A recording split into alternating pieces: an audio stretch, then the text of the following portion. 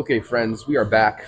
Today's video, what I'm hoping to do is start a new series where I'm going to teach myself how to play better golf left-handed. I'm a right-handed golfer. I've been playing right-handed my whole life. I do everything right-handed, so I'm not ambidextrous at all, as you're going to see here in a minute. I've messed around and hit a couple shots lefty here and there throughout my time around the game, just messing around. But as you'll see, it's ugly, and it could use a lot of work. So I figure this could be the perfect kind of experiment to almost be doing beginner golf lessons on my YouTube channel, just with myself as a left-handed golfer. Okay, so we're not going to waste any time. This is how I start most people when they're total beginners. I grabbed an A wedge from the iron set we have here, and I did that specifically. So I love starting with wedges, but I'll come closer to the camera so you can see. This A wedge is part of an Apex set, so it's got a little bit of a thicker profile to it, and that beefier head makes it more forgiving versus I have the whole set. Ooh, I got the whole set right here. Versus like a thinner traditional wedge like this, right? So I love something shorter, and the sand and lob wedges are even shorter than this A wedge, but again, the thinner profile head I think just makes it slightly less forgiving. All right. Let's not waste any more time. What I'm going to do is start with some half swings. Okay. Now, we're not going to cover grip. We're just going to dive right in. Okay. So this is going to be almost for the golfers that have tried a little bit, have covered some of the basics, but are just, beginner golfers struggling. Okay. So what I'll do is I'll hit some here. I'm going to get into a narrow stance. I can kind of check out decent posture on the camera. I can't see it that well. And I'm just going to trace some shots back and forth. Okay, that felt pretty solid. The numbers I have on the screen are the numbers that I always keep up. I didn't get some readings there. Let's try this again. I keep overlapping my hands the wrong way. Okay, contact's good to start. Let me get some numbers here. Okay, all right, nice. So what we got going on, oh, this is beautiful. Some half shots of this A wedge, so 50 yards. 58 total, 45 in the air, launch angle 20, so it's not coming out super high, kind of driving these low, hitting down on it, 7-degree down attack angle. And let me see if I can get out of the way here. All right, negative on TrackMan means left, positive means right, so I gotta adjust my eyes a little bit. Face is 2 degrees open almost, and the path is 5 degrees inside out. So I hit a nice little push draw there, surprisingly. But this kind of speaks to the importance of just getting started with these half swings. So that's all I feel like I'm doing right here. Eventually I'll get some production into these videos where I'll hopefully show all angles. But right now, just point and shoot with this video camera. Half swings, okay? Just trying to keep that triangle. I'm going to do a couple more, and if they come out as nice as those first two did, we'll try and progress these swings. Yeah, this is, tell you what, this is going much better than I expected. Okay, that face was a little bit open. I'm really hitting down on it, getting into that right leg, obviously. 63 yards, hitting it pretty good. 18-degree launch with a wedge is, I would say, excessively low. Okay, so really pleased with strike quality. And that direction was pretty good as well. All right, cool. So I'll tell you what we'll do. If I was just sitting here and nitpicking someone, I'd probably say, all right, let's make longer swings. But first, let me just see if we can hit them a little bit higher. Because a 19-degree launch, let me take a sip of water here. A 19-degree launch is a wee bit low. So what controls that, right? Your shaft lean is going to control your dynamic loft, and then thus your launch angle. So I'm obviously dragging the handle a little bit here. So what I'm going to do is just add one more data point. Dynamic loft. Yeah, holy cow. So what we got going on here is, I'd imagine this is at least 50-ish degrees. This A wedge maybe 49. It can't be less than 48. And I'm leaning that thing down to 29. So what we're going to do is, I'm going to attempt to release more loft into these shots, hopefully without hitting the shots heavy. Okay, because that's always a danger. When you're trying to add more loft, you're going to let the club head overtake the handle faster. That makes the club head longer and longer kind of around the arc quicker, and that always increases the likelihood of maybe a heavy shot. So maybe I'll just try and make sure I keep my height, decent posture. Okay, wish me luck here. Let's release some loft into this. Yikes. Okay. Here's what just happened there. I shanked it, all right? Came right off the heel. Let me see if I can verify that on the TrackMan for us. It didn't pick up. It was so egregious, it did not pick up. Let me go to the video. Yeah, I don't know if you can see that on the camera. That's straight off the heel. You probably can't see it. I'm not going to waste our time with that. But, okay. So that's the danger. I was really more worried about releasing down into the ground, and ultimately I released 2 out and caught the heel. Let me try that again. What I'll do is just simply try and stand a little further away from the ball, and I'll move it a little bit up in my stance. I'll try this again. Okay, so not as good of contact as some of the other ones that I was driving lower, and I pushed it way out to the left. Really swinging into out, lefty, that's nice. But yeah, okay, loft is up, 37. Launch is higher. Let me try and do one more here and maybe get this a little bit straighter and higher. Okay, now we're cooking, all right? So what we got going on? Okay, beautiful. That was a 75-yarder. We got it up to 25 launch, 35 loft. That leveled the attack angle out. So I guess getting rid of some of that shaft lean pulled the low point back. That makes sense. And we even closed the face. So now that one was a 2-degree closed face. Inside out 6 degrees. It stayed pretty straight because it's a wedge. What time we got? 6 minutes in. It stayed pretty straight because it's a wedge. But if this is a slightly longer club, then we definitely expected to hook more because that loft that we have on this club is creating lots of backspin, and that backspin tends to suspend or paralyze the side spin or the spin axis, all right? Let's see if we can make slightly longer swings with this. I think we'll keep these videos on the shorter side. We'll do some short episodes. We're going to build a left-handed golf game here. I'm checking myself. Okay, decent looking posture. A little fuller. All right.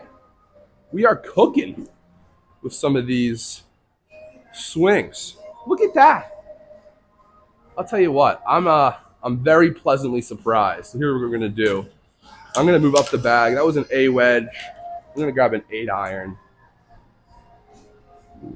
And we're gonna move up here a little bit. Cool. So 8-iron, we're going to move the ball a little bit further up in my stance, right? So I'm going to bump the ball forward. I'm going to stand a little further away from it, right? Give it some more room. And just keep trying to turn my body as best I can. And let's see how this goes. I'm really pleasantly surprised with... All right, yeah, that was straight off the heel again. So we're starting to see a contact pattern. That was a shank. We are shanking some of these shots. All right, for now... I'm just going to give myself more room. Oh, God, now I just really chunked that one. We didn't even get a reading there, gang. That was trouble. Okay, let me gather myself. I could kind of feel that was very armsy, all right? So what I'm going to really try and do is use my body as the engine here for rotation. So back in the day, sometimes I would think about kind of lead shoulder under my chin and then trail shoulder through, or... what I like even better is maybe back to the target, chest to the target. So that's what I'm going to focus on. We're hitting the heel. I'm going to give myself a little bit more room away from the ball to hopefully avoid that. And then this only swing thought is going to be nice loose arms. They can go along for the ride. Back to the target, chest to the target, which is kind of intimidating with these. Oh, man, I flushed it, though. Face felt open. Okay. Holy cow. All right. So here's what we're going to do. How many minutes in are we? We are 9 minutes in. Okay, so we're going to call it here. The wedge went okay.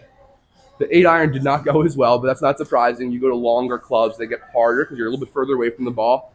That last swing, I could tell you, as I was telling myself to make a big full turn, because I hadn't been making super great contact, that was a little bit intimidating. So I love the beginner's mindset we're getting into here. What I'm going to try and do, I'll cut this out if it doesn't work, I'm going to try and stop the live video here and then do a swing analysis on the TrackMan that will just loop into the end of this video, and that'll be episode 1, all right? All right, I'll tell you what, friends, I really hope this video works out because as I'm putting it together, I'm having fun doing it, and it just feels like it's going to be a good concept, hopefully a helpful one. All right, so in this video, we hit 10 shots, all right? The first one didn't read. We're just going to get rid of it, all right? Get rid of that one. How about this 5th one that didn't read? We got some numbers. I think this is one maybe that I hosmed. We'll leave that. All right, cool. So let's go ahead. Let's get some video on here. Well, I guess first things first, right? Let's just kind of survey what we did.